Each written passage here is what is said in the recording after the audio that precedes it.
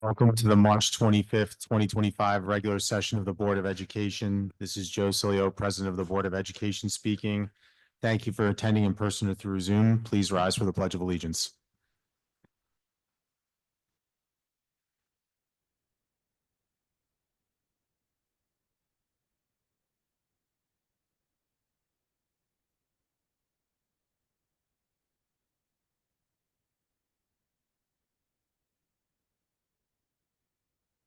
Due notice of this meeting has been provided to the public and each member of the Board of Education pursuant to the requirements of law. Tina, will you please take attendance? Present. Present. Present.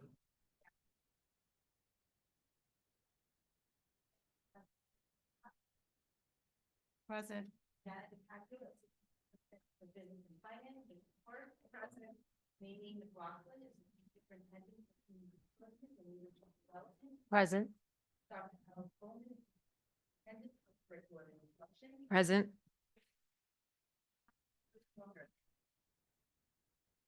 At this time, we have a motion to accept the agenda for March 25th, 2025 regular session as presented. So moved. Second. All in favor? Aye. At this time, I'm going to hand over to Dr. Sinha for student recognition. Thank you, Mr. Cilio. So good evening, everyone, and thank you all for being here this evening. And, we begin tonight's meeting just really recognizing our students. It's probably the best part of our Board of Education meetings. And, so we have several student groups that we would like to acknowledge this evening. And I'd like us to start off with the valedictorian and the salutatorian recognition. So it's an honor, truly an honor to recognize two outstanding members of the class of 2025, our valedictorian Jeffrey Lee and our salutatorian Hunter McGuire. And I'll say a few things about them, and then I would like them to come up here as well. So Jeffrey Lee, he holds a GPA of 102.83. He has taken 9 AP courses and independently studied 2 more on his own.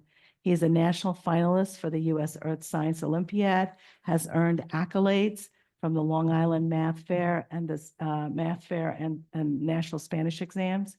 And he's deeply involved in school activities, serving as president of both aviation and geography clubs, and as vice president of the math team and science Olympiad. Jeffrey is also a gifted pianist and active in his church community. And he'll be attending Carnegie Mellon University this fall, pursuing a degree in engineering. You want to come up, Jeffrey? Come on up.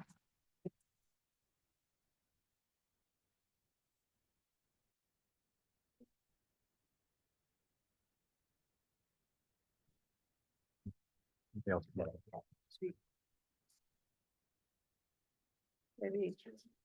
Way to go. Good. There we go. Yeah.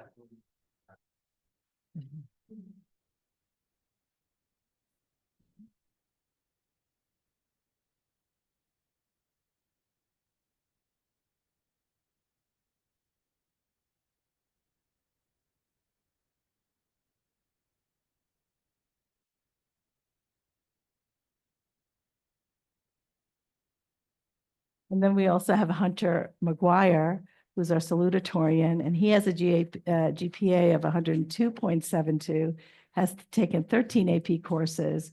He's the editor-in-chief of Ink Spots and co-editor-in-chief of Echo. His literary work has received multiple Scholastic Art and Writing Awards.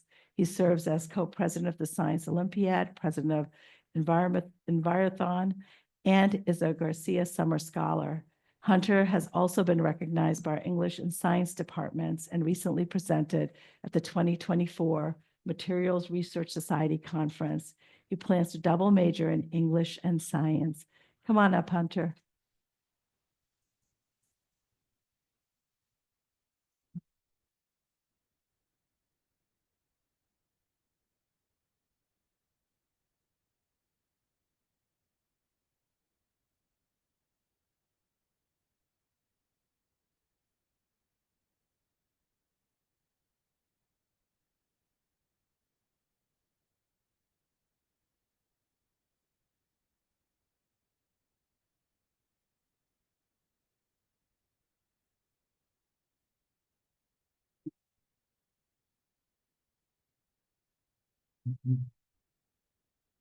So we're incredibly proud of both Jeffrey and Hunter and look forward to all they will accomplish in the years ahead. Congratulations to you and your families again.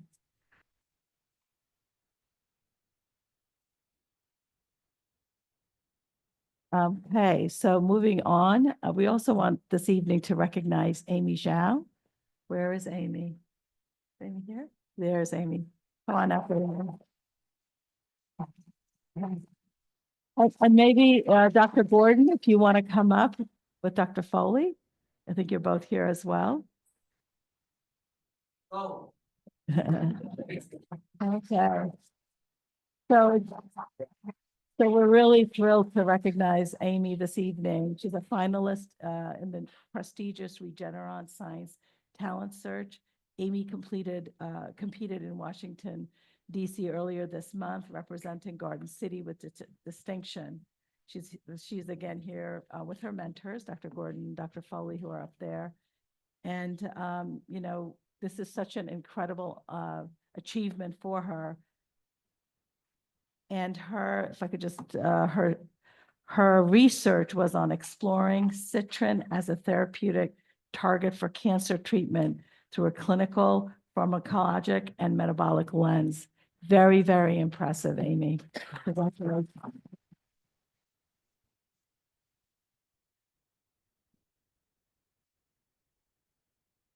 And we also want to recognize our students as part of the Challenger basketball team.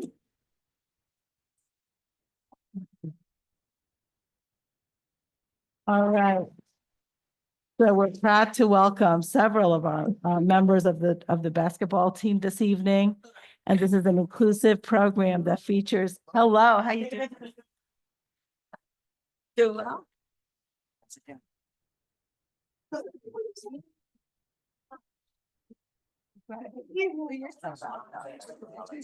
Thank you. Glad you're here. Hello. We'll get Hey, Brendan, how are you doing, buddy? You're good? Okay, good. Good. All right. Great, Connor. Here we go. You're gonna get a picture taken. Yeah. Great job. Here we go. Let's get a nice picture here. Brent, Jack, let Brendan in. All right, Brendan, get in there.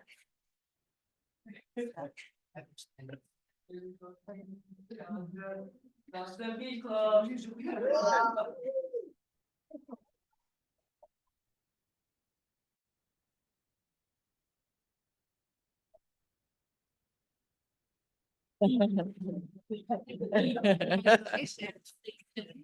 Congratulations.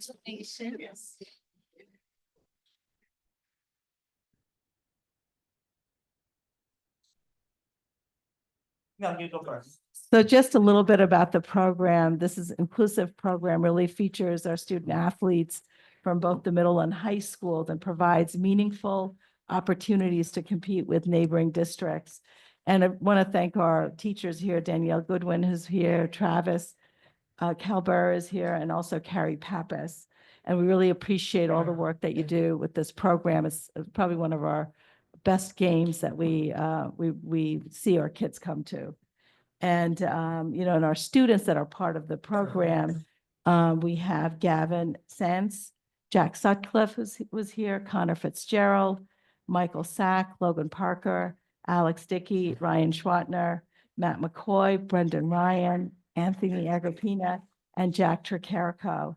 And, you know, I know Anthony Grego is here. He also helped Mr. Ramirez really MC these events. So we're really, really proud of all of our students. Thank you again for being here, but we also want to share a quick video.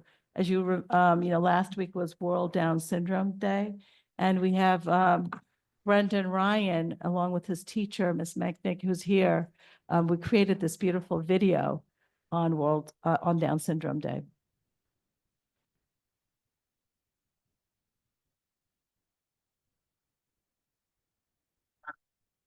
I'm a student that year. I go to school. I have and I love to have fun. But there is something special about me. I have done. Have you ever heard of Zarathustra before?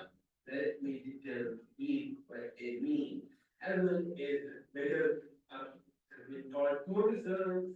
Most people have 46 purposes, but I have one extra. This extra purposes is what gives me the. I like to think of it as my extra list Buddhism for me. Sometimes I need extra time to learn things, but with practice, I can do anything. I also might speak a little differently or take more time to English, like this, but that doesn't stop me from being a great friend and bringing the things I love and like you. Many people that work with regularly to help them in different areas. This is those and something. This is the thing. Each one has in their own way. Many people with Down syndrome are on the hot welcome. When I was only 6 months old, my parents took me to a special doctor named Dr. Rob Muscat, who was on his heart. He performed a surgery on my heart to help me. This past December was the 20th of my surgery. To celebrate, I met up with still for like me and my family are so the meaning of this like here are by I need to say. If you know me, you know I'm very popular. People like me. I do not let the figure both be back. Anyway, I didn't have to be a critical and I even was at place like cabinet and however, my dream is to become a teacher. So I can help other people, some people might think that because I have them before, I'm very different. That, but I'm just like you. Yet, I'm praying you and people and other people and this with kindness. Be making use kind words, be truly, especially focus on things I can do. Having sensitive is just one part of who I am. It doesn't not define me. I love music, playing outside, and spending time with my friends and family.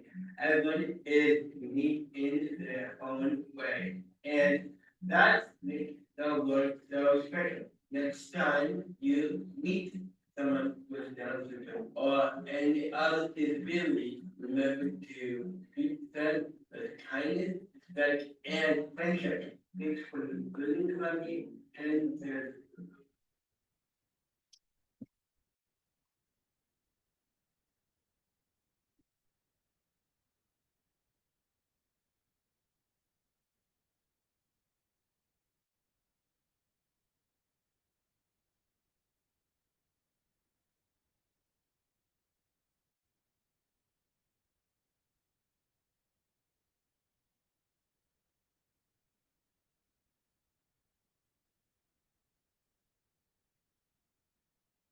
Ms. Banking, do you want to come up, Brendan? No, you worked really hard with this, creating this wonderful video. Brendan, thank you so much. This video was wonderful. Yeah.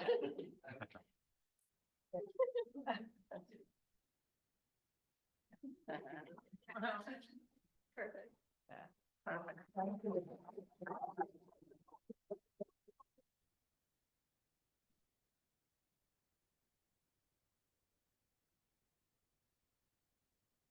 I think we've recognized all of our students this evening.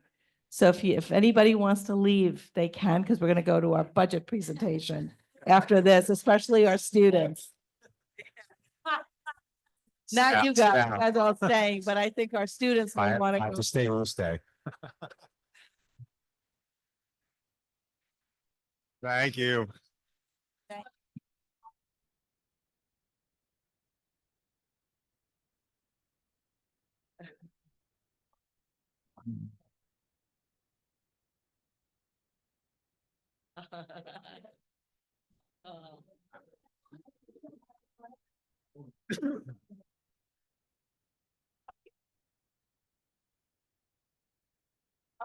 Thank you for coming. We appreciate you coming. Yes.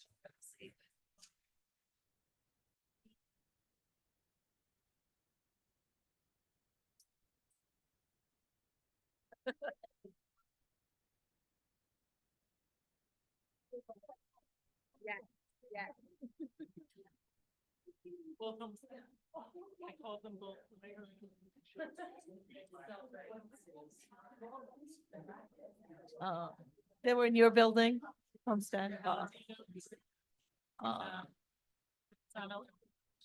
nice.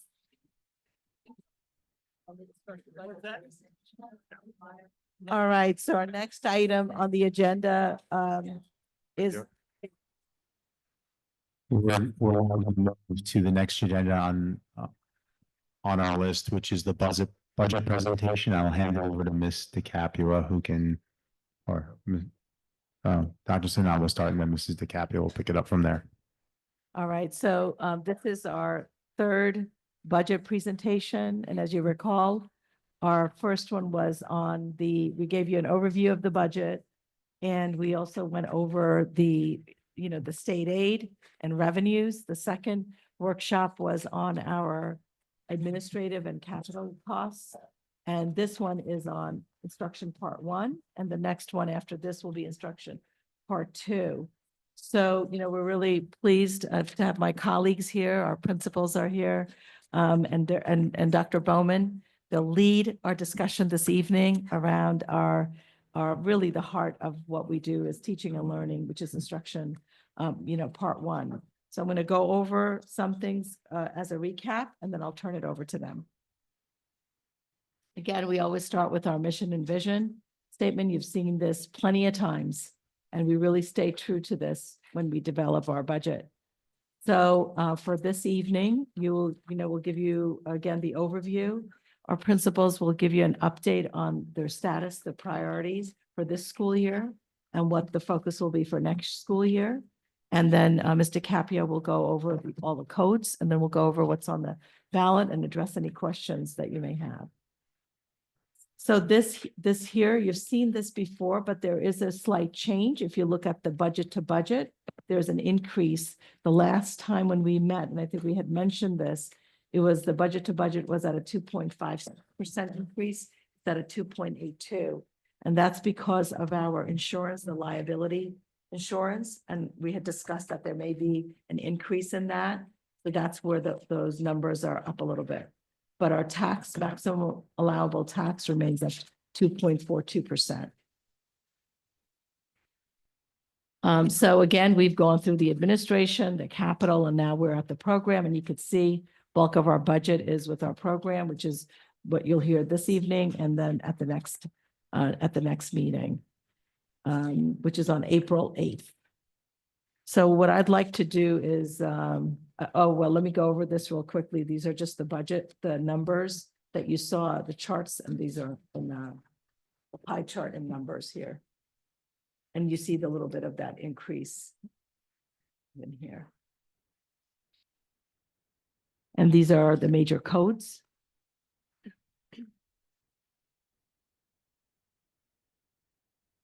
So now I'd like to turn it over to Dr. Bowman, who'll go over our district priorities for this last year or this current year, and then talk about for next year, and then followed by our principals. Sure. Thank you, Dr. Sinha. So one of the focus areas this year was our curriculum articulation design work. We are in our 4th year of that work. And every year we focus on something specific. This year we did introduce storyboarding, but we also focused on assessments and interdisciplinary connections. We worked to integrate literacy skills into the content areas and updated assessment practices to include these shifts. We added the correlating checklists and rubrics to reflect these shifts as well, and have begun these shifts as we move toward the state's portrait of a graduate work as well. In terms of the culture of data, this is our second full year using the Linkit system. We've continued to build our culture of data using Linkit's data management system, not only with administrators, but with teachers as well. And we've seen that expand throughout the K-12 continuum. I've seen firsthand, most recently this morning, how Linkit supports our MTSS process across grade levels and helps teachers to target learning gaps for individual students, as well as on a more global level, helps us to inform decision-making around professional development needs in each of the grade levels and across discipline areas. When it comes to science from kindergarten to fifth grade, this year, our primary and elementary teachers worked very closely with our curriculum coordinator of science, Joanna Rogasic, to bring the mystery science kits into their classrooms. The children are loving the authentic hands-on learning experiences and are learning how to think like scientists. For example, our kindergarten students have played boulder bounce when learning about pushes and pulls, where they had to design a system that would protect Tiny Town from a bouncing ball boulder. I was able to witness a mold terrarium, which I will never forget, where students conducted an investigation to determine how different factors affect decomposition. They loved it. They loved it. When thinking about digital fluency, I'm sorry, I skipped Project Lead the Way in STEAM. This year, a new Project Lead the Way course was introduced at the middle school as part of students' technology experience. It was called Design and Modeling. Through that STEAM experience, students were able to develop different products using media such as wood, all the way through 3D printing, and we're looking forward to continuing that work in the future. But STEAM wasn't something that was just focused on at the middle school. It's a K-12 initiative, and in our elementary schools even, we had STEAM carts that were brought around, developed by Ms. Lindsay, and made sure that all of our students had these hands-on learning experiences with STEAM. When I look at digital fluency, it's been one of our priorities, especially with the New York State Computer Science and Digital Fluency standards that were implemented this school year.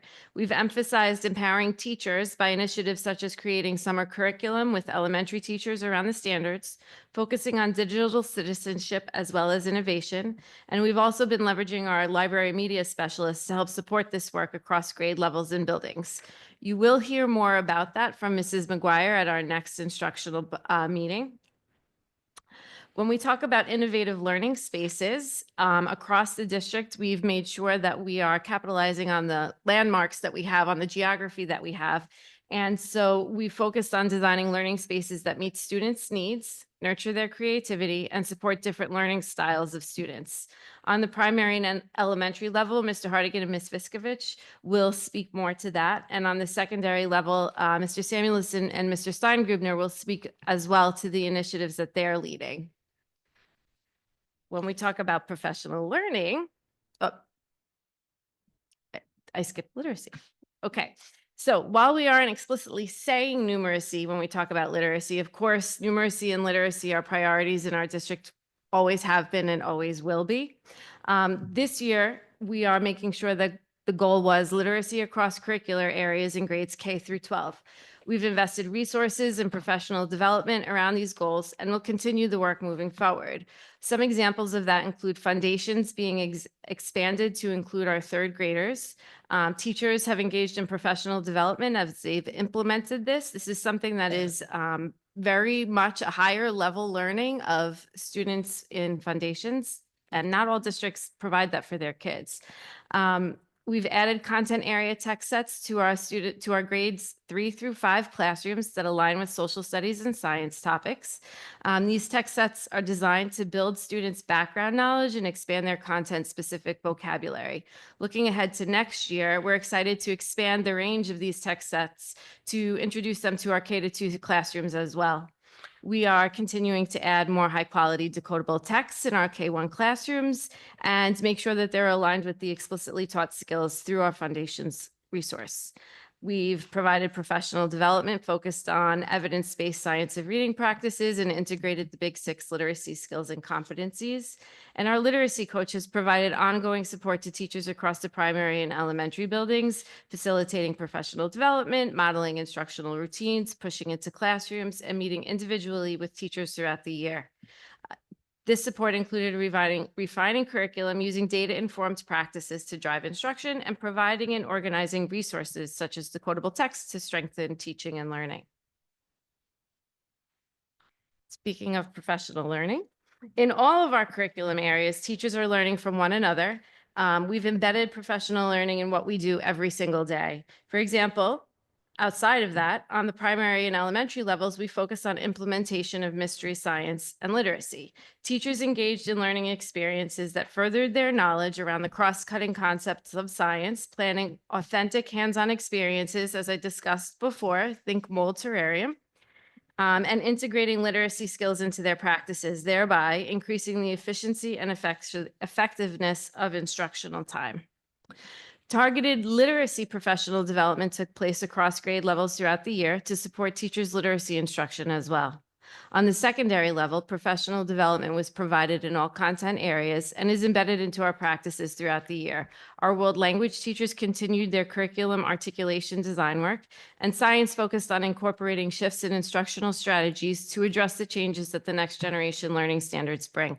This includes a focus on phenomenon-based learning, as well as changes to investigations and lab practices, as well as preparation to ensure that our students will be prepared for the new Regents exams that will be administered. In June 2026, Earth Science will become Earth and Space Sciences, and Living Environment will become Biology, each with a Regents exam that reflects the next generation learning standards. Last but not least, we have a new Assistant Superintendent for Curriculum and Instruction this year. That's my office. Last year, we had the pleasure of having Judy Barbera, who helped the districts by supporting curriculum and instruction part-time. And she really did leave me with a lot of resources and materials that helped me as I stepped into my new role. However, I have to say that everybody up here has played an integral role in making sure that I knew not only who everyone was, but what happens when and how. And I couldn't have done any of the work that gets done out of my office without these people, as well as my curriculum coordinators. They are actually the lifeline. I've learned a lot throughout the course of the year, and I will continue to learn because that's what we do in education. I'm finding ways that we can make this very excellent district even better. I've worked on my entry plan throughout the year, which I will present to the board and the community at a later meeting, and we will continue the goals and move forward.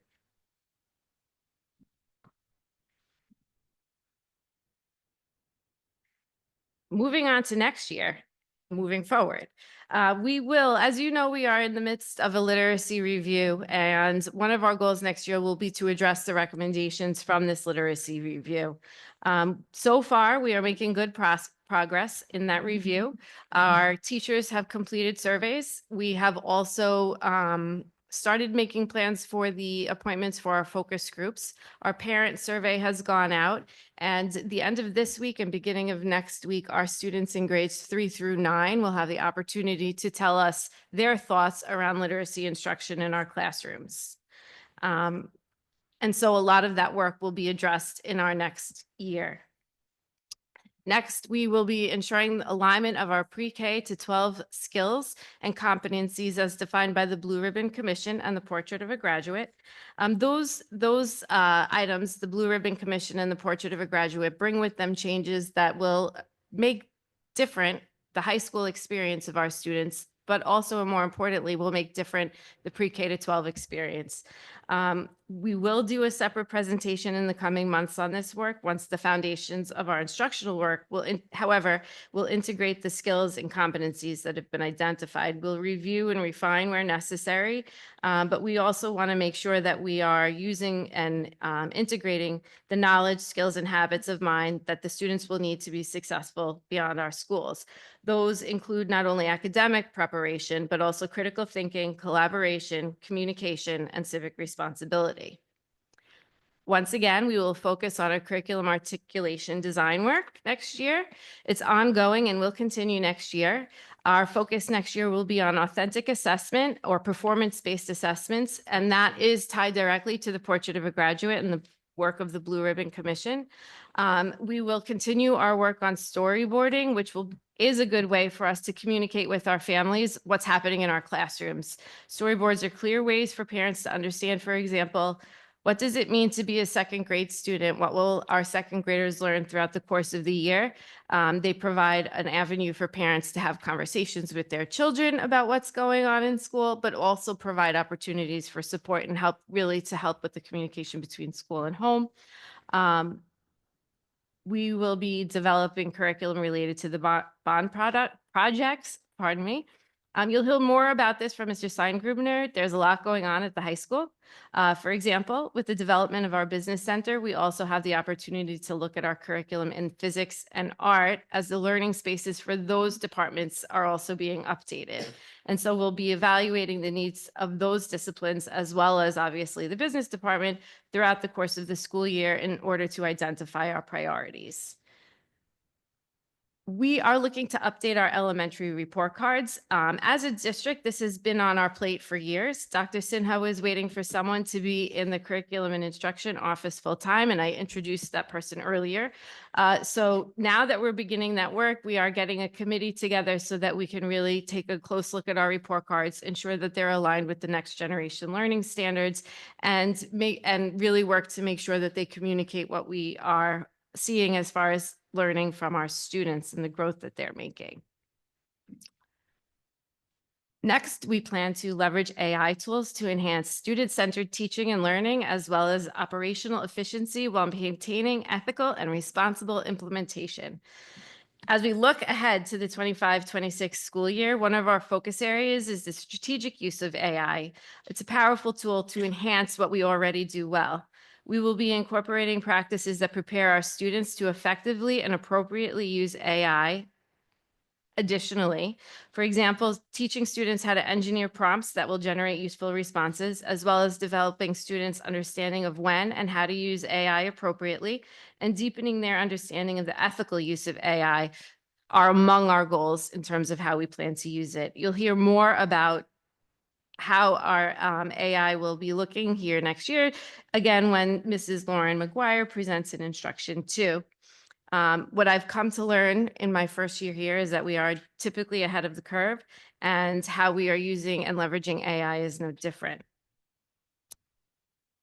Next year, we will be having some new leadership in our district. We will be supporting a new middle school principal, a new high school assistant principal, a new assistant director of PPS, and a coordinator for social studies and world languages. We are in the midst of the hiring process, but as a district, these are positions that are very, very important, and they are folks who we will look to support and make sure that they have everything that they need to succeed in service of our students. At this time, I'm going to turn it over to Chris Hardigan. I don't know who Chris Hardigan is. And Suzanne Viskovich, who will share what they've been working on this year in K-5. After that, they will hand it over to Carrie Hand and Melanie O'Done, who will talk about our priorities for next year. And then we'll follow the same pattern on the middle school level, where we'll talk about our priorities from this year and then our priorities for next year. And Mr. Steingrubner will finish it off by doing the same for the high school. Leading us off at the elementary level, Ms. Viskovich, Dr. Viskovich. Thank you, Dr. Bowman. Okay. As we review the priorities for this school year, you'll see a strong connection to the district priorities that Dr. Bowman shared. And many of our priorities remain a focus for more than one school year, with the emphasis shifting slightly each year, as you'll see when Mrs. O'Done and Mrs. Hand shared next year's priorities. On the K-5 level, we partner with our district coordinators throughout the school year to support our work. So for our CAD, or curriculum articulation and design, developing interdisciplinary science units for K-5 aligned with literacy. Throughout this school year, our curricular articulation and design work placed a strong emphasis, as Dr. Bowman shared, on interdisciplinary connections to enhance student learning. At the K-5 level, we collaborated closely with our literacy director, Lauren Kaufman, and our science coordinator, Joanna Ragosich, to align science with reading and writing, ensuring that our students could strengthen their background knowledge, build oral language skills using content-specific vocabulary, and apply these skills in their writing in meaningful ways. For example, students engage in nonfiction writing pieces centered on science topics aligned with curriculum. This approach allowed them to deepen their understanding of scientific concepts and content area vocabulary while developing their writing skills in an authentic and integrated way. Illustrative math, refining instruction through data-driven decision-making. This year, our grades K through 2 are in year 3 of implementation of our illustrative math resource, and grades 3 through 5 are in year 2 of implementation. For this year, our K-5 math professional development focus was on using our data to build facts fluency and to refine curriculum, instruction, and assessments. In K-1, we used our data to develop targeted supports for students using math centers focused on fluency. We incorporated What I Need or WIN center time in kindergarten and first grade, where students work with our math coach, our speech teacher, and classroom teacher in small groups on targeted instruction. Specifically in mathematics, we looked at student fluency data to develop fluency plans where the math coach incorporated specific centers to meet student needs.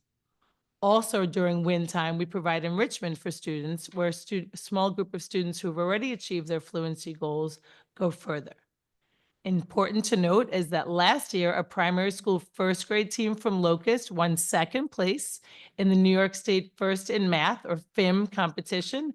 And all of our primary first grade classes just competed last week. So we are hopeful to have another winner this year. We also used our data to refine curriculum, instruction, and assessments by examining our state and local data at the K-5 level to see what standards and concepts our students need more time and more practice in developing. And for our new teachers to Garden City, our math coaches work closely with them so they understand our approach to mathematics. Literacy enhancement, advancing professional learning in the science of reading with a focus on the big 6 skills.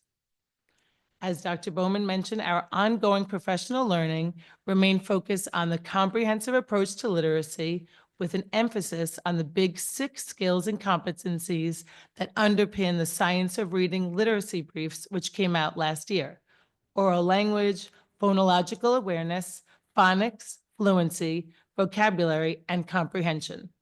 To support this work, we implemented professional learning led by Literacy Director Lauren Kaufman and Literacy Coach Destiny Braddock, focused on integrated text sets in science and social studies, strategically embedded within interactive read-alouds and close reading instructional structures. The implementation of Level 3 foundations in Grade 3, addressing complex phonics principles, morphology, and encoding skills to support students in becoming more proficient readers and writers. Our teachers explored how to deepen students' understanding of word structure by applying morphological awareness to reading and writing, reinforce encoding skills through structured word work and fluency building activities, and integrate these phonics principles into daily literacy instruction to support reading comprehension and written expression, making explicit connections between foundations and word work to build fluency through encoding and to strengthen writing instruction by integrating interdisciplinary content. For example, we examined how to incorporate decodable texts, interactive read-alouds, and close reading strategies to develop content area vocabulary that students could then apply in their writing. By fostering these connections, we're reinforcing literacy skills while deepening student engagement in meaningful, content-rich learning experiences, which brings us to our K-5 science, and I'll turn it over to Mr. Hardigan. Thank you, Dr. V. For an elementary update on science, Dr. Bowman has shared with you already that we had purchased new mystery science kits with a focus on phenomenon-based lessons. Emily Kang, a professor from Adelphi, has been working closely with the district and Joanna Rogasic to support that shift in science. This year, we supported all K-5 in this area through professional development, and these sessions focused on building the teacher capacity through inquiry learning. The professional development was helpful because it brought teachers together to increase their collaboration around elementary science. Their kits are very helpful, but in those PD sessions, we're also relying heavily on our teacher feedback to make sure we're making any adjustments as we see fit. One of them has been for all grades 2 to 5 to review the grade 5 science assessment. That led us to some of the curriculum articulation work that Dr. V said about the connection between literacy and science. One of the most exciting takeaways, of course, right from the students is that they're asking a lot more questions. Questions about everything, as Dr. Bowen shared with you earlier about the terrarium, but also they are not memorizing parts of plants anymore. They are designing parts of plants and models and testing all of that. And they're showing their thinking through that design process. So it's been really helpful to see, and our kids love it. The new learning spaces that we have in the district, I think it's just important just to highlight the two photos that are up here now. One of them is a new library and the other one is a new courtyard. Dr. V and I all year have collaborated to create opportunities for students to meaningfully engage with these spaces. The focus is not just being in the space, but really leveraging the space to enhance some student learning. We teach for the future, so we want to have spaces that look like the future. So many students participated in the design and the development of these. When we were designing the Stratford courtyard, we brought in the students to the design process, and the natural wood that you see them sitting on is a recommendation that they wanted. They wanted natural seating. They wanted it to look like a forest. So that was really neat from them. Also, we had some chess tables out there, which was actually not at the design table, even with our architects. Until there, we had some seating for them, but the kids wanted some chess tables out there. And a huge shout out to the PTA, who is running the chess club during our lunch periods out there, which has been great for our kids. They're really proud when you talk to the kids about those spaces. They like being there, but right now they were part of the design process, so they're really proud to be in those places also. All of our teachers are focusing on the courtyards because those are the newest ones that we have. This plan has been going on for 4 years. Most recently, I saw an MTSS math class out there using our multisensory approach to math with math and movements, and they were practicing their fluency outside. We surveyed the students. 95% of them said they love learning outside. I'm still working on that 5%, but I think we'll get there. In the libraries, the elementary libraries, both at Stratford and Stewart, have gone under renovation, and they've been just tremendous. And I quote, they describe them as magical. Like, that's not our words, that's their words, that the libraries are magical. They look amazing. And the biggest thing about it is, like, it promotes the collaboration, but they really also like the green screen room that we have there, which is host our live video morning announcements. It's a way to bring our school together weekly, and, you know, to have some fun with our kids that like to report out what's happening at Stratford, what happened at Stewart, and I know the middle school does that as well. So the last thing about the library renovations that we've gone through is that, one, we are definitely focusing on the digital fluency standards, and we've been supporting that work by making sure our students are well aware of vetting appropriate resources. That's been a big focus for us. And then the second component of that is that kids like to take out books. Like, they love taking out books. So we've kept up with the collection. It's been updated. The books have been updated, which sounds like a small thing, but it really is a huge undertaking because the novels that kids are interested in have changed, and we have a lot of new text sets. And when you talk to our students, they want more, which is awesome because everything's changing really quick. So we want to make sure that we have the most engaging texts and titles for them in that library. Okay, that covers science, that covers the innovative spaces, and then we will talk a little bit about enrichment and Quest, and then I'll wrap up with Linkit and data. Surprise, surprise. So we're in the third year of updating our Quest program, and we continue to look for ways to enhance this for all students. We have partnered with Dr. Kogan, who is a specialist from Adelphi in Gifted and Talented, and we've also partnered with LIU. Their input has been ongoing, and it's been helpful as we expand our offerings.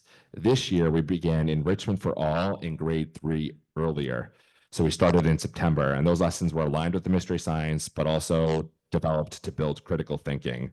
One example is a water cycle unit that they created on their own. But the biggest takeaway for Enrichment for All is, yes, the impact on our students, but also it serves a double purpose because our teachers attend the session, which is led by Taylor McDowell, who's doing a fantastic job with it. But our teachers are there and they are learning. It's like by design, they're getting professional development on how to support students for Enrichment for All. So it's a model that we have seen some excitement about for third grade, and the enrichment model is something we're going to continue to look at and ways to expand. And then finally, Linkit. This is, as Dr. Bowman shared with you, our second full year of implementing Linkit, and we've seen some really, really big shift in the culture of data that we've created as a result of using Linkit. Teachers are becoming more increasingly empowered to make data-driven instructional decisions that support growth. Very anecdotally, what we're learning and we're hearing, and I've talked to the other principals about this, is a desire for more from the teachers. So what that means is that they're coming to us for seeking more information from Linkit, ways in which they can use the data, ways in which they want to progress monitor it. So we're really starting to see that shift in our teachers, and a big shout out to them because it's been an adjustment to get to know and learn the platform, as I shared with you with the Student Achievement Report, but they're finding it to be a very valuable tool because of its multifaceted use. And then as we kind of move into the next phase of Linkit, we're really excited to identify trends over time. We'll have more historical data on our kids as they move from the kindergarten level all the way up to the high school. And as we are just another way of refining it for next year, we're also looking at ways that we could just enhance the assessment tools that Linkit has to offer, but also just take a look at the integration of Intervention Manager for progress monitoring and some further enhancements to our data pods. And that wraps up the updates for the K-5 elementaries. And I'll turn it over to Carrie Hands to give a status, a K-5 priorities for next school year. Thank you, Mr. Hardigan. I'm going to start off with the K-1. So there are several K-5 priorities next year that will be a continuation of our current work, allowing us to deepen our practices, refine our instructional approaches, and build on the strong foundation that we've already established. So as Mr. Hardigan just shared, we've made a great progress with our data work this year. So next year, we will continue utilizing Linkit by incorporating some assessments into the platform. This will allow us to look at student data more critically. Next year, our focus will also be on enhancing our instructional practices and support strategies through the use of student math data in Linkit. So to achieve this, we will prioritize building fact fluency and strengthening Tier 1 classroom supports by developing toolkits to assist teachers and improving students' proficiency with addition and subtraction story problems. Also, we will continue to build teacher capacity in interpreting student data with the use of Linkit, using Linkit as a support to the work that is happening in the classroom. So as we continue to build a strong culture of data, teachers will use Linkit to analyze math data with a particular emphasis on fluency to inform instruction and promote student growth. For the second part, for foundational skills, as we prepare for the upcoming school year, we seek to enhance our What I Need, which is often called win time, for our kindergarten and first grade students that we began this year that Dr. Viskovich spoke about earlier. So this push in time, facilitated by our primary math coach and primary speech language pathologist, provides targeted interventions and small group instruction in both math and literacy. So during this win time, students rotate through small group stations and they engage in math centers that primarily focus on early numeracy skills aligned with the illustrative math resource. This structured approach ensures that our young learners build a strong foundation in mathematical concepts. And in literacy, a systematic framework is implemented that aligns with both the Hegarty and the Foundation's resources, ensuring that all literacy activities are cohesive and effective. Our reading and writing interventions commence early in the school year, emphasizing phonological awareness as an important stepping stone. As students progress, they transition to decoding using decodable texts, fostering their confidence and competence in both decoding and encoding. And for the third bullet, for report cards, in addition, as Dr. Bowman shared earlier, we will be refining our current report cards to align with the next generation New York State learning standards. This has been an ongoing effort this year with Dr. Bowman leading the work by collecting and reviewing report cards from neighboring districts and also across New York State. To continually move this work forward, we will be forming a committee with parents involved to thoughtfully guide the revisions, ensuring the updated report cards accurately reflect the standards and provide meaningful, clear, and consistent information about student progress and achievement. So we're hopeful that this collaborative process will ensure that the report cards serve as a valuable communication tool between school and home. As we continue with the curriculum articulation design work, we intend to focus on refining our units to include purposeful integration of content area and literacy. We will be identifying which literacy rubrics and checklists align with all of our science and social studies units. We'll also be looking at how we're assessing students' understanding, integrating more authentic performance-based assessments. Our literacy professional development next year will support this curriculum articulation design work. Our goal is to provide teachers in grades 3 through 5 with text sets on additional topics while introducing text sets into the K-2 classrooms. Teachers use these texts in conjunction with the science and social studies units to build background knowledge and vocabulary through close reading. Our teachers will continue to participate in professional development, coaching cycles, and intervisitations to ensure that they have time to review student work and data together while sharing best practices and resources. We will also be exploring recommendations from the Literacy Review and our district-wide Literacy Committee. After a very successful year of third grade enrichment for all, we'll be looking to bring similar opportunities to our first and second grade classrooms. All students benefit from these enrichment opportunities, which provide hands-on learning experiences linked to the science and social studies curriculum. As Mr. Hartigan shared, Ms. McDowell and the elementary administrators have had opportunities to collaborate with Dr. Esther Kogan from Adelphi University and members from the Long Island University Center for Gifted Youth to enhance our practices here in Garden City. We look forward to continued collaboration and making new connections as we develop and refine our enrichment curriculum to meet the needs of our students. Now I'm going to hand it over to Mr. Samuelson to review the priorities from this year.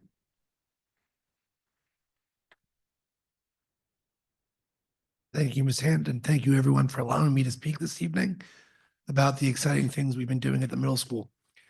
I'll start off by talking a bit about our SELF program. For those of you who have older children, you'll recall that for a few years we ran an SSEP program in 7th grade science.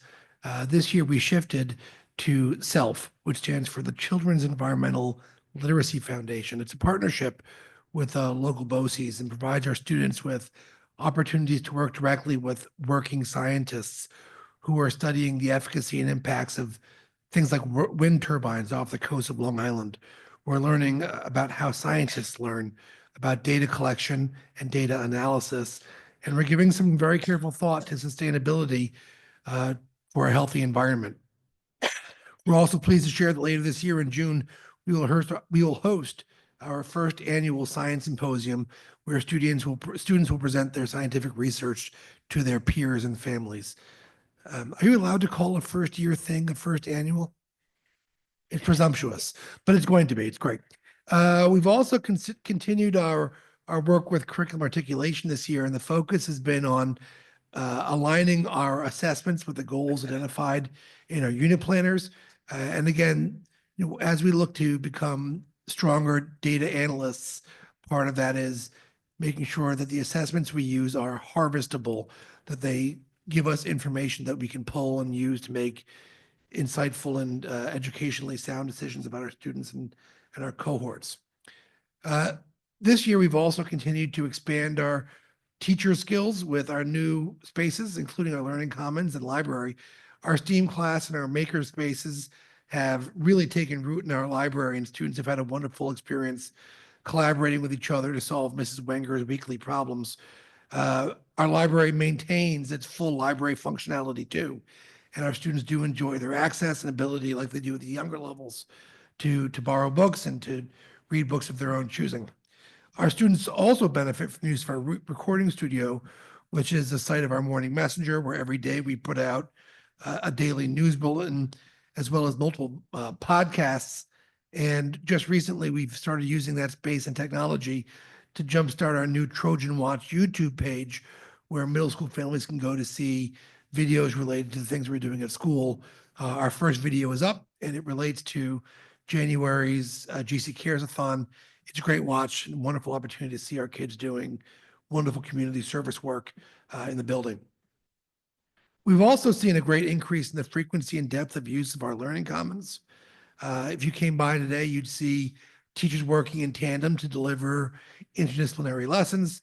Our students taking advantage of the landscape, the architecture and spaces of the room to collaborate and build with each other. Our Rube Goldberg course takes place almost entirely in that learning commons. It's a great space for kids to spread out, make their ideas come to life, and really work together in a nice, positive way. Some other things that this year included, we doubled our math lab this year, and that was just because the interest was so high last year. We had great participation from our students.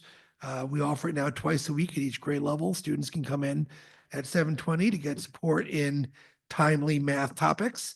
And if you're coming the day before a test, it's going to be busy, but it's pretty busy anyway. But days before a test, it's really busy.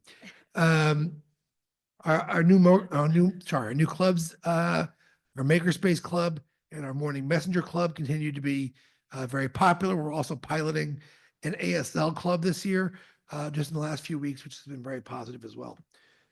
This year also saw a series of new electives. We run our theater arts class with Mrs. Aguilo. We run our CS 102 class with Ms. DeSillis. Mrs. Metzdorf leads our Rube Goldberg class. And we've expanded our Technology 8 class and turned it into a PLTW course called Design and Modeling. We're particularly excited about the Design and Modeling course, as Dr. Bowman referred to earlier. It's an opportunity for students to blend their imagination, their understanding of computer-aided design with an eye towards actually manifesting something physical out of what they've been thinking about. It also provides a really nice entry point for students who are interested in engineering and who want to pursue PLTW at the high school level. That dovetails very nicely. But perhaps, maybe most importantly this year, we've developed a great skill with Linkit. The teachers are using the information therein to make database decisions for students and for our cohorts. And we're really moving towards a more digitally fluent assessment model. We're really proud of our developing analysis skills. And when I asked Will, our Linkit trainer, which GC principal was the best data analysis, he said, I was the baldest. Yeah, baldest. Pretty good. And then moving on to next year.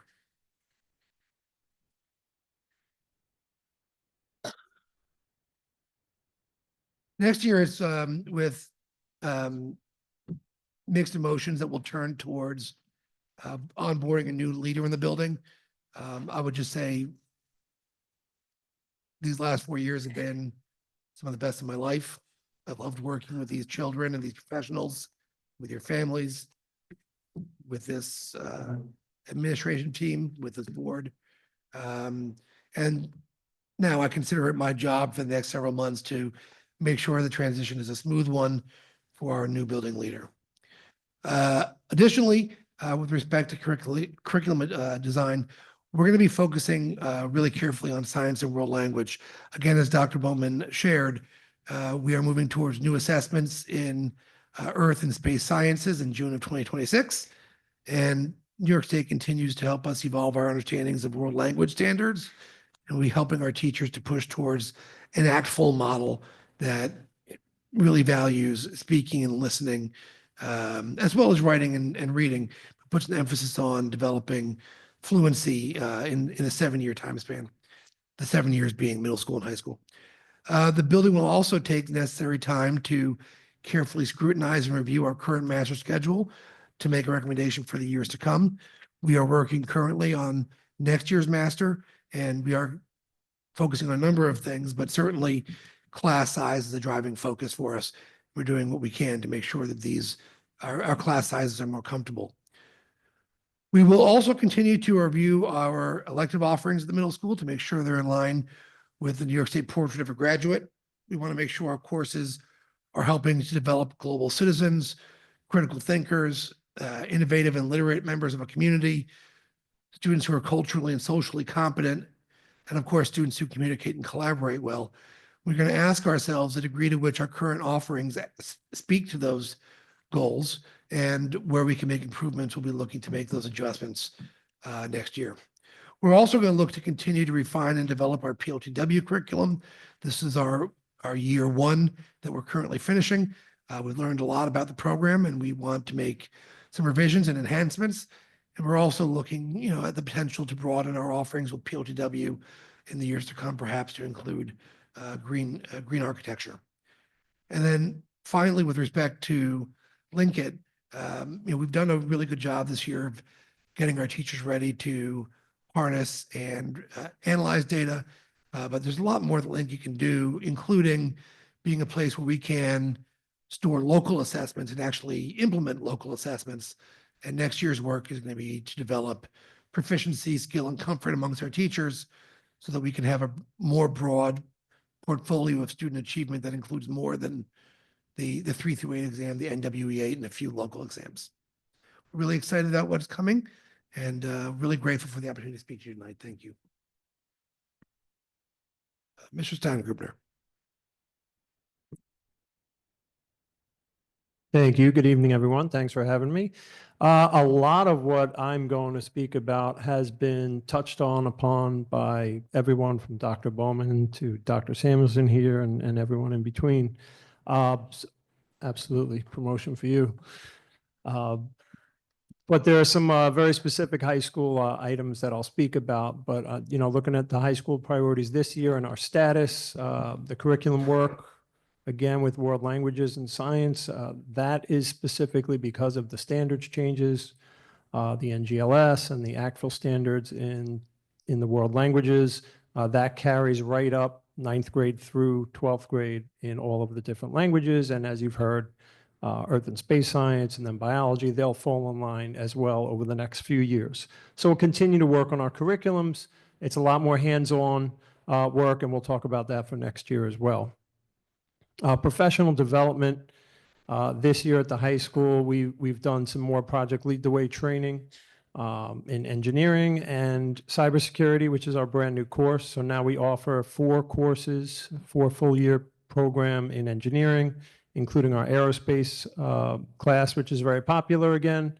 And then this year, the cybersecurity is brand new. That's in our computer science portion of the school. So we'll see how that goes beyond this year.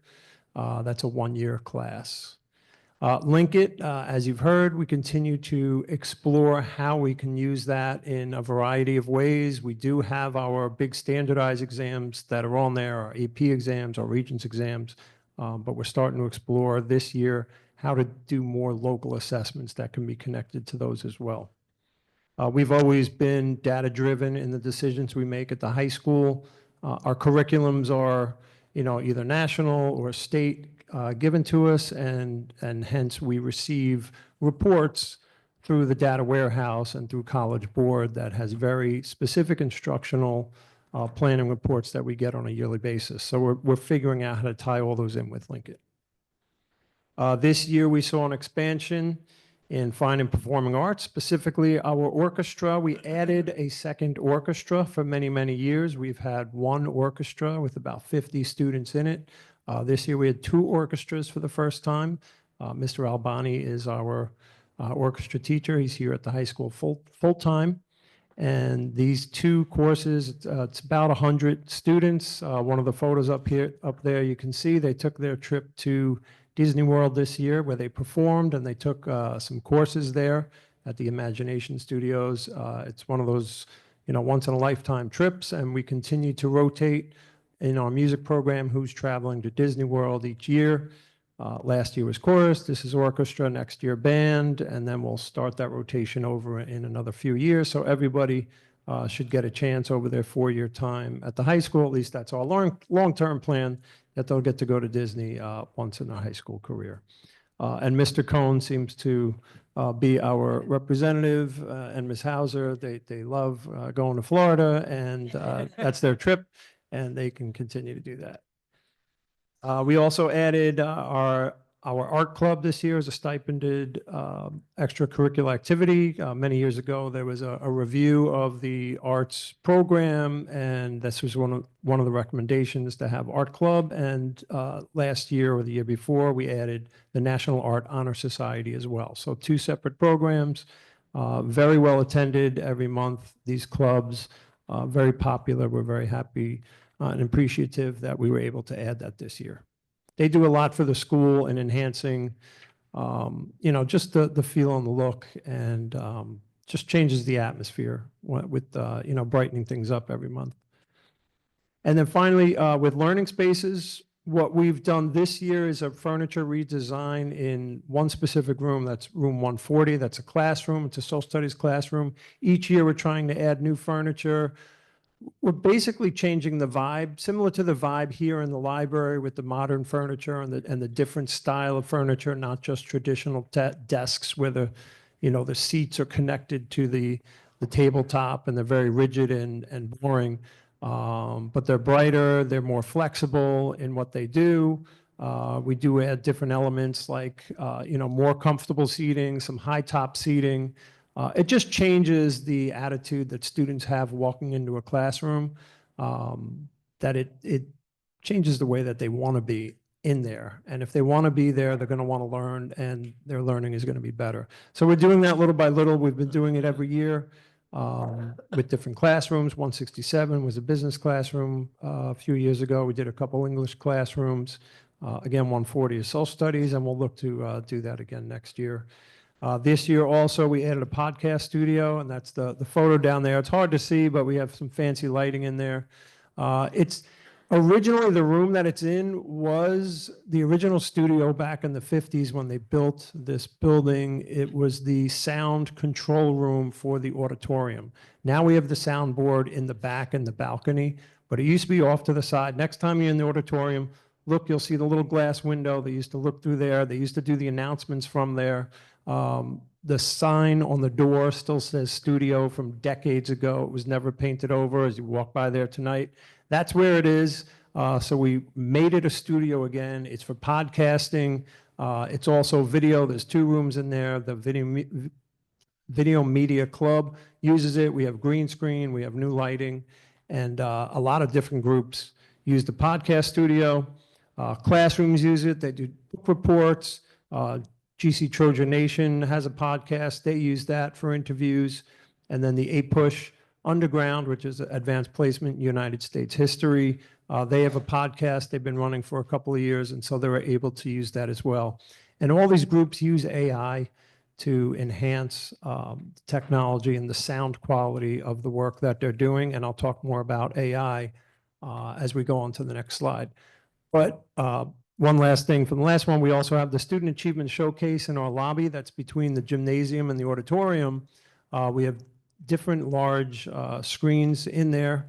The Hall of Fame for athletics is there. Ed Ramirez did a great job. It's an interactive board. There's actually another one in the cafeteria, and it includes individuals and team. It's a full history of athletics at Garden City High School. And we also added, with Amanda Hauser, the Music and Art Showcase. They have a screen as well. So the shared lobby between music and arts and the athletic program, and they share the area to enhance and show off the student achievement that we have. So we're proud of that. All right, so now on the next slide, for this year, speaking of AI, AI touches everything in technology. And we are at the forefront. I know earlier in the year, Newsday did an article and they came here and they spoke to our students. Most of the AI is led by Margot Kalema, our library media specialist. She's constantly attending trainings. She's constantly offering trainings that we do at the high school. We have a monthly Tech Bites meeting that we do at lunchtime here in the library. All of our teachers are welcome to it. And we talk about anything that's technology and artificial intelligence related, like up to the minute technology. Mike DeVola from the district comes over, Lauren Lavelle is involved, and we thank Lauren McGuire for allowing them to come and work with us. And we're constantly learning and trying to stay up to date with the newest educational AI programs that we can use. We have another one this week. We're going to talk about the new Google videos. We'll talk about Padlet. We'll talk about GBTs versus Magic School, which is the program the district offers, which, you know, assists teachers and students. There are so many different programs that we are learning as teachers, and that is allowing us to leverage that learning for our students. So that's how we're able to stay current with what is going on in AI. And I know we're current because with these trainings, and I've attended some as well with Margot and Mike, and we go and we watch presenters from Google or, you know, any other big company, and they're showing us what we're showing our own teachers, you know, the week before, the month before. We're like, oh, we did this with our teachers. Like, we know what we're doing. And if the people that are creating these programs are presenting it and we're doing the same thing, then we know we're doing all right. So we're constantly trying to stay ahead of it. I know there's a draft policy today as well, which I'm very happy to see that, you know, we're working along to keep the AI working for us and not against us. All right, so the bond projects spoken about earlier as well. So there's a lot of planning that's going to happen. This summer, we're going to see outdoor work that's done. There will be some new the turf fields, artificial turf fields. And then I think the foundation of the new building will be out by the track. That's all going to impact inside the building as well over the next couple of years. We'll have a new business classroom. We'll have a new art classroom. We'll have new physics classrooms. So there's going to be a domino effect of where classrooms are moving to. In the business classroom, we're going to tie in Bloomberg terminals. So there's going to be a change in coursework that we offer. We've been working with the business department. Mr. Bolello has been very much involved in our planning and, you know, what kind of work we're going to train for in preparation for that. Again, we don't see those classes starting next year, but our planning will happen for the year after. Physics classes, we're going to see a shift in, you know, what we're offering technology-wise in there, and then the art studio classroom is where the current weight room is. So they're gaining a larger area, and there'll be a showcase area as well, where, you know, there will be visuals from the hallway walking past these classrooms to really show off the work that students are doing. We do have new leadership, as you heard. We'll have a new assistant principal, which is exciting for us. It's always a new opportunity. We're sad to see Mr. Parado on his retirement, but we're happy for the opportunity to have someone new come in and share our vision for moving forward. And then social studies and world language coordinator, we're excited about. You know, we haven't had a world language coordinator in a while, so it's good. We have new teachers. That leadership will help with them, with their growth. And in social studies, it's a large department. We look forward to, you know, working with the new person there as well. The CAD work, again, we're going to continue where we were with world language and science standards. Those aren't the only two departments where we're doing work. Those are just the two that have the new standards. Over the next several years, we continue to do curriculum work in all of our subject areas, especially as new units are coming up. And there's always changes in Regents exams. You're hearing about portrait of a graduate that's coming. That's going to change everything for every department. So the curriculum work is across the board. We'll see that not just this year, but in all the years to come. It never ends with changing with standards and New York State and even, you know, Americans. We keep saying ACTFL standards for world language. That's American. It's the American Coalition of Teaching Foreign Language. So it's not just New York that's guiding our work.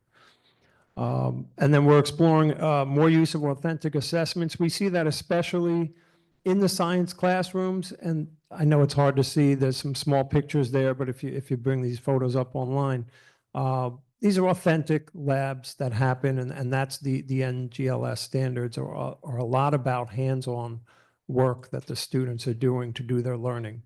Right? The traditional classroom is not what this is about. It's not about lecturing. It's not about, you know, students listening and teachers talking. It's about what the students are doing, and our teachers are right on top of it. Right? We already see that they're offering this type of work. If you go on Instagram and follow the high school and follow our different science teachers, they're doing amazing work and they're showcasing it already. And finally, updating our classroom environments. We're going to continue the trend that I spoke about earlier with new flexible furniture in various classrooms and in different areas of the building.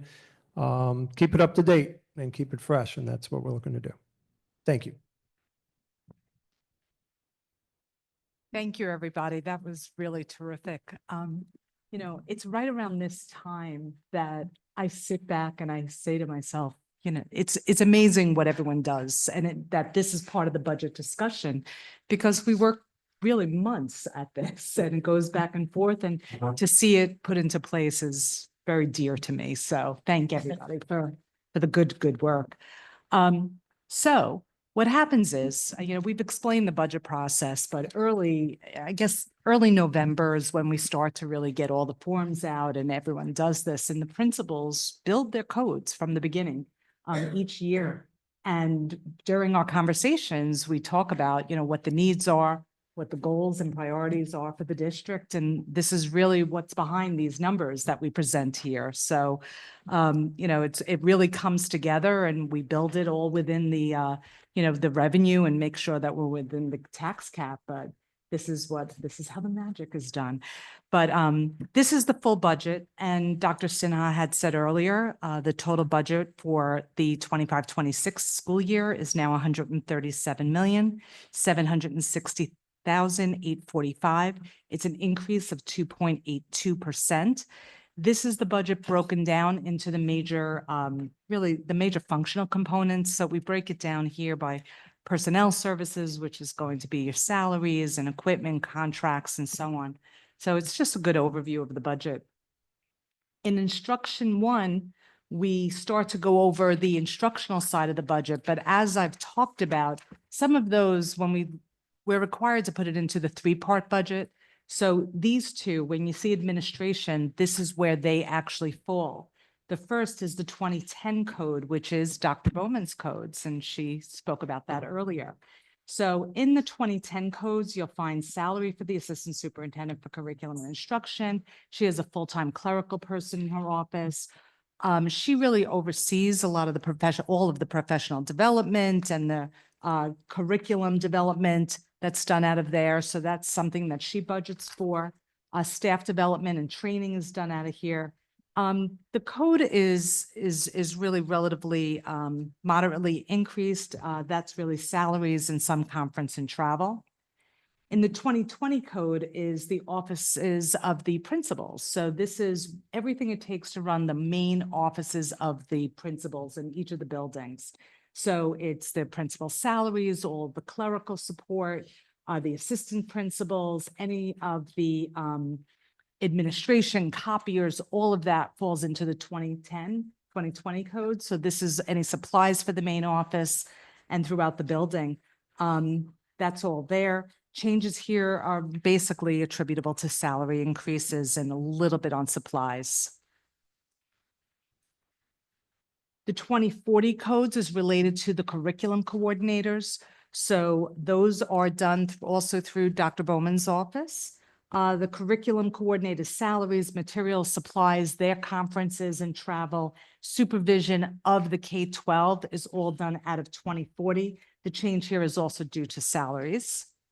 And in the 299, this is an expense that we're required to show in the administrative part of the budget. So it's the salaries for special education for the director and the assistant director, the director of technology and athletics. So their offices and what it takes to run those buildings are in the instructional side, but the state has us carve out the salaries and present that in administration. So those are just, I guess they have all the other administrative codes or administrative salaries in the that part of the budget. So they have us carve that out too.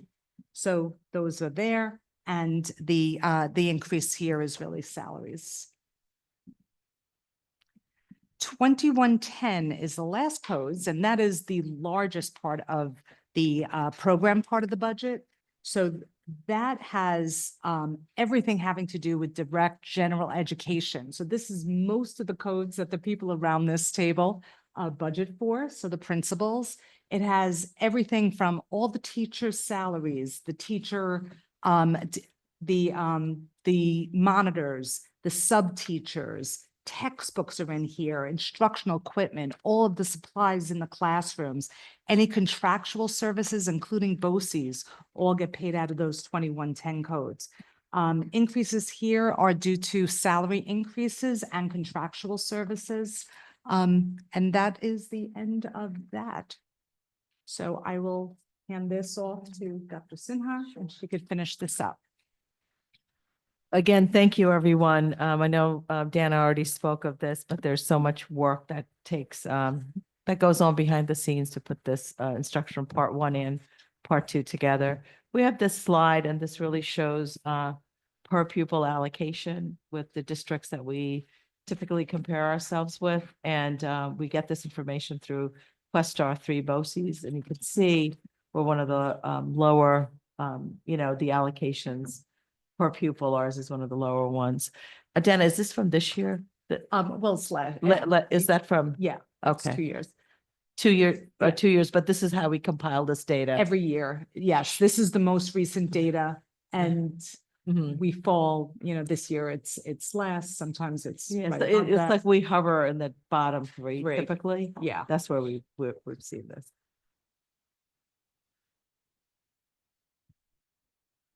And then on our, the 2 items that'll be on the ballot is the school district budget on May 20th and election of 2 Board of Education trustees.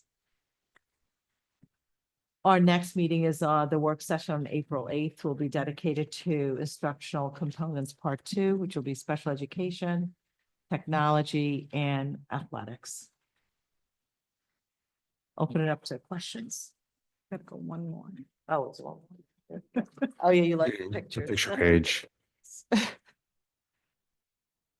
Are there any questions from the community?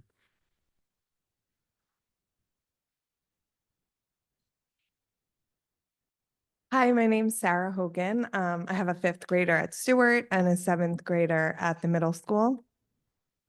Thank you for the presentation. I have so many questions, but I'm just going to ask one. I'm just wondering when the community will be made aware of the class size projections for next year, because when I came here in September, I was told it was too late. So I'd like to make sure that I hear what those are ahead of time. Sure, at our next work session, we'll do staffing as well. So on April 8th. Yeah. Okay, thank you. Okay.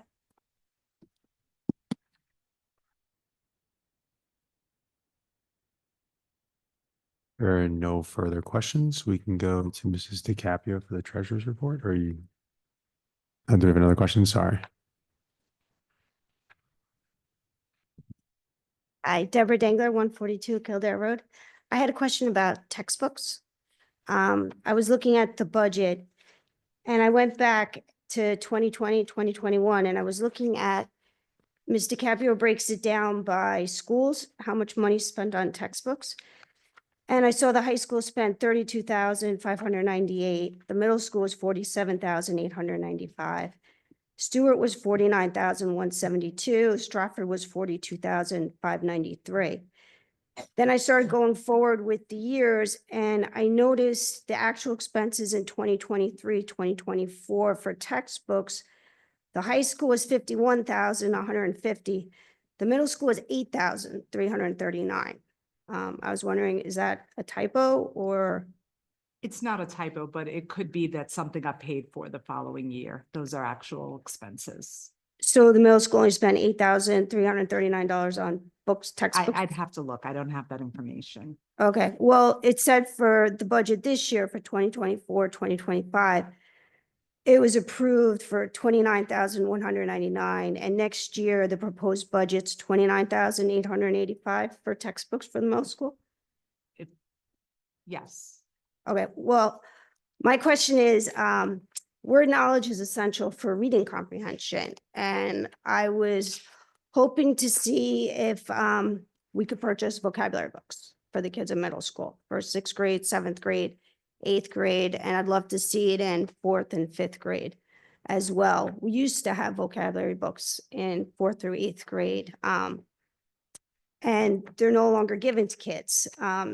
In sixth grade, my older kids had this book, and there's 15 chapters, there's 20 words in each chapter, there's roughly about 100 synonyms and antonyms.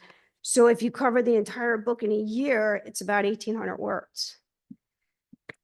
Now, I asked my son, it's now the end of March, what vocabulary words he's learned in school this year. Because I've never seen a vocab test, I've never seen vocab lists. They didn't have an English midterm with any list of vocab words they had to memorize. So I was curious what vocab words he learned, and he couldn't tell me. So I asked his teacher, and she said the way they learn vocabulary is it's an organic process. And that may work for some kids, but it doesn't work for all kids. And at the end of the day, as a parent, I want to know what my child's learning in English, what words he's learning, because vocabulary is essential, as Dr. V was talking about.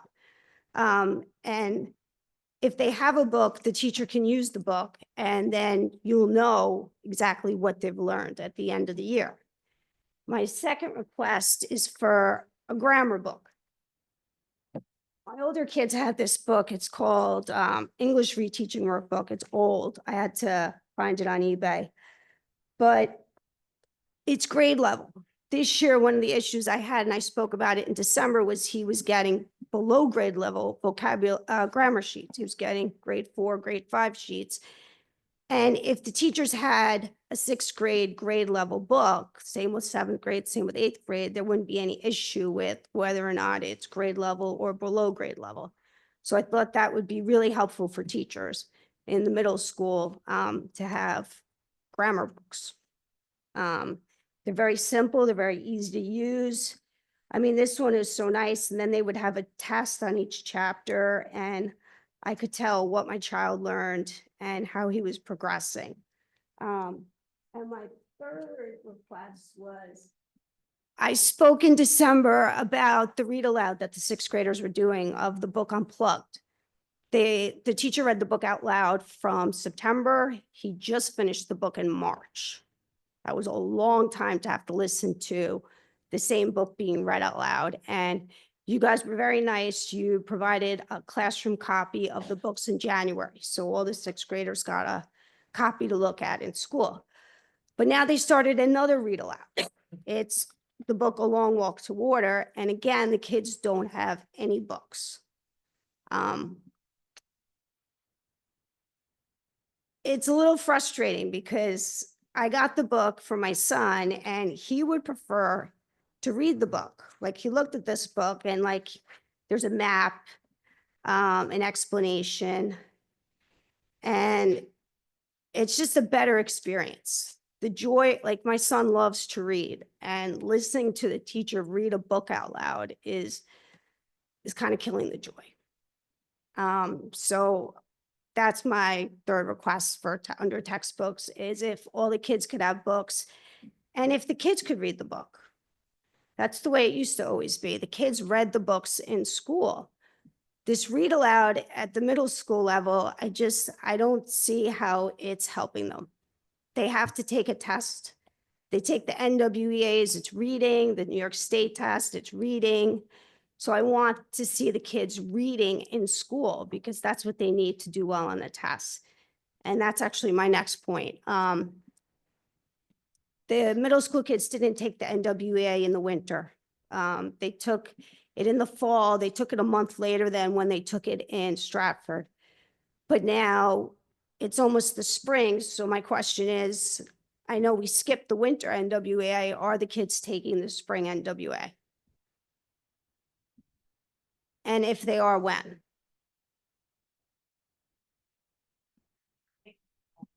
They're taking May. Do you know why we didn't take it in the winter?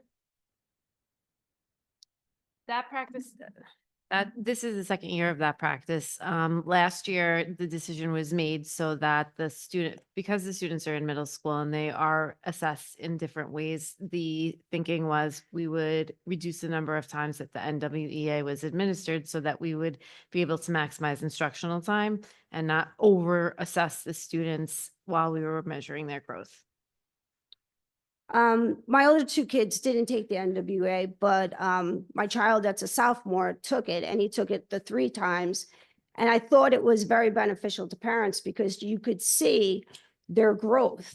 It's very, sometimes with assessments, a teacher may not be giving a lot of assessments, but with the NWA, it's a standardized test. And then at the bottom, I can see his reading level. It tells me his Lexile number. They don't do reading assessments in the middle school, but that test tells a parent whether their reading is improving or not improving. And I think it's very helpful if it's given 3 times a year. So maybe next year we could budget for 3 times. It's just a suggestion. But I think the data helps so we can track them.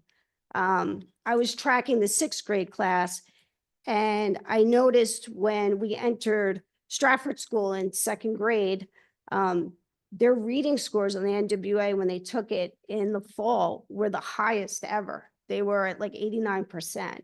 I mean, that was amazing. I mean, but then when they left Stratford, we were down in the 60s for a reading percent. So that's a drastic difference. And I could see that when I tracked it. So it's important with the data, you have to have the test to track the kids. So if we could do the NWAs 3 times next year, that would be helpful for me as a parent to see how my child is progressing. And that's it. Thank you. Are any other questions?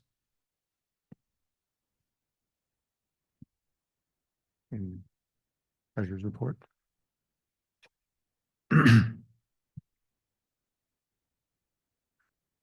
Thank you. This is the treasurer's report for January 2025. We had a cash balance at the beginning of the month of 71,959,242. We had receipts in January of 3,424,758. We had disbursements of 10,373,280, leaving us with a closing balance of 65,010,721. Thank you. You go to superintendent's report. We'll actually just go over some items that are on the agenda. So for this evening on the agenda, we have several retirements. And those are Vicki Riley from Dana's office. She'll be retiring after 24 years of service. Diane Dolan, our English teacher at the high school, is on the agenda. She's been our teacher here for 18 years. Terry King, Stewart, special education educator for 28 years. And then Deborah Master Mateo, she's our Stratford school nurse. She's been here for 15 years. And Cynthia Gruber Samedi, our middle school teacher aide, 20 years. So we'll be honoring them later on in the year, but we thank them for their dedication to our students and families here in Garden City. And of course, we wish them the best in retirement. And then resignations, that some of the resignations that I wanted to make a note of is, again, Mr. Samuelson, he'll be leaving us as our middle school principal. And we thank him for his 4 years of leadership here in the district and wish him the very best as he moves on. So thank you, Matthew. We also have Donna Scicciarino, our treasurer. And again, in Dana's office, she's been here for 5 years, and we wish her the best, but she'll continue here to continue to assist us in that capacity till we find a replacement. We also have Miss Erica Messier. She was our social studies teacher at the middle school. She'll be leaving us here for 22 years. So we also thank her and wish her the very best as she moves on. And then just, I know we did the literacy review update. Did you want to add anything else to that, Alice?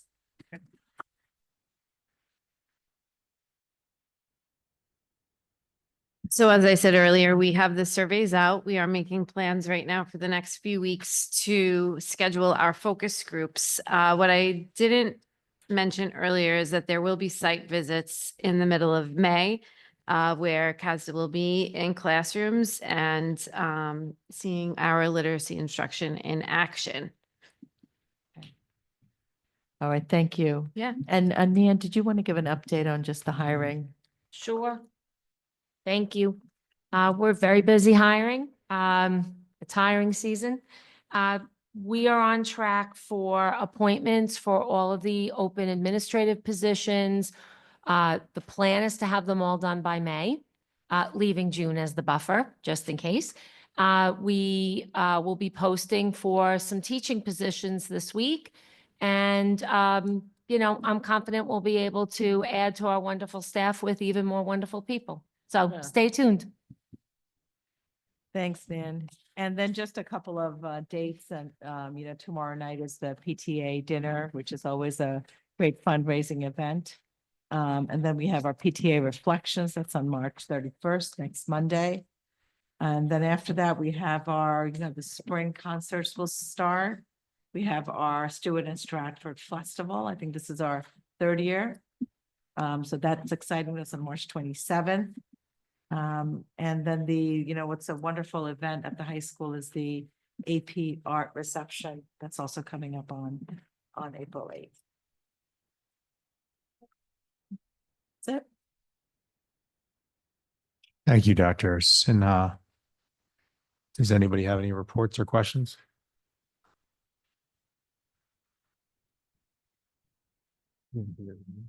Yes, do you want me to go over the policies? Yeah, can you go over the board Sure. policies, please? So there are several policies that are on the agenda and it's for the first reading. And there's some new ones and there's some updates as well. So we have a policy, the Title IX, Sexual Harassment and Grievance Policy. That's again to ensure that we're in compliance with the federal regulations. And that's an update. We also have, this is a new policy, which is actually kind of nice because we'll have a student as sitting with us with the Board of Education as an ex officio student member. This is a new requirement starting July 1st. And although they won't be able to vote or engage in any confidential discussion, they're a great liaison to our student body. So we're excited, Mr. Steingruber and I, we met with our student government and we'll have a student, we'll also have an alternate. There'll be somebody here, which we're excited to have. So that's July 1st. That's also there for the first reading. And we changed the name of acceptable use policy to responsible use policy. So Ms. McGuire has worked with our legal counsel in updating that policy. And that's again, it's to reflect our current technology practices and to ensure safe, ethical, and educational use of these digital resources. We also have, this is a new policy, the extreme heat condition. That policy really helps us to ensure health and safety of our students and staff during periods of high indoor temperatures. So again, that's a new one, a new policy that's in alignment with the state law. We also have a policy on artificial intelligence. That's a new policy, and that's again being responsible in the way we're using artificial intelligence to help guide our students, staff, and families navigating because it's changing so rapidly. So that's those are all there for first reading, and what we will do is put these policies up on our website as well for our community to take a look at them and if they have any feedback for us on those policies. And then our goal is to have them, have a second reading and adopt the policies. Thank you. Thank you, Dr. Sinha. At this time, to make more efficient use of the meeting time, the Board of Education authorizes the use of a consent agenda as part of the meeting agenda. The consent agenda will allow for one motion to approve multiple items that are identified on the agenda. The president of the board will ask if a member wishes to have a discussion or clarification on a specific item or vote on that individual item separately. At this time, may I have a motion to approve the consent agenda, which includes business of the board items J1 through J4, personnel matters, items K1 through K8, business office matter, items L1 through L15, and special education matters, items M1 through M2. All in favor? Aye. Is there any new business before the board? No. No. I'm hearing those all around. Future Board of Education meetings, which was in the deck, but Tuesday, April 8th, 2025, work session 8:15 here at the Garden City High School. Wednesday, April 23rd, regular session 8:15 here at the Garden City High School as well. At this time, I have a motion that the board moves into executive session to discuss a personal item more properly identified in executive session. All in favor? Aye.